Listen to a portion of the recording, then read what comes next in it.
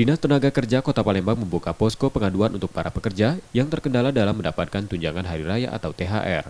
Posko dibuka mulai 7 April 2023. Posko pengaduan bertujuan mencarikan solusi atau jalan keluar para pekerja yang tidak diberikan THR perusahaannya. Jika ada perusahaan yang tidak membayarkan THR pekerjanya, posko akan berkoordinasi dengan Disnaker Trans Sumatera Selatan dan Serikat Buruh untuk mencari permasalahannya dan langkah yang perlu diambil. Disnaker Palembang mengimbau pengusaha dan perusahaan membayarkan THR pekerja sesuai ketentuan perundang-undangan. Pemberian THR juga berdampak baik untuk perekonomian masyarakat dan meningkatkan daya beli. Menjelang Lebaran ini memang kita membuka posko untuk pengaduan karena kita juga tetap sesuai dengan apa yang dikeluarkan oleh pemerintah pusat, kita akan mematuhi itu.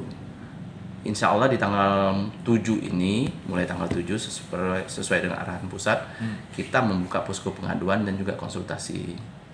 Nah, terkait dengan itu, kami sangat menghimbau kepada para pengusaha untuk merealisasikan apa yang sudah disampaikan oleh pemerintah agar merealisasikan terhadap THR. Disnaker Palembang mencatat, tahun lalu laporan pengaduan THR yang diterima posko sedikit. Seiring membaiknya kondisi perekonomian, harapannya tidak ada lagi laporan serupa.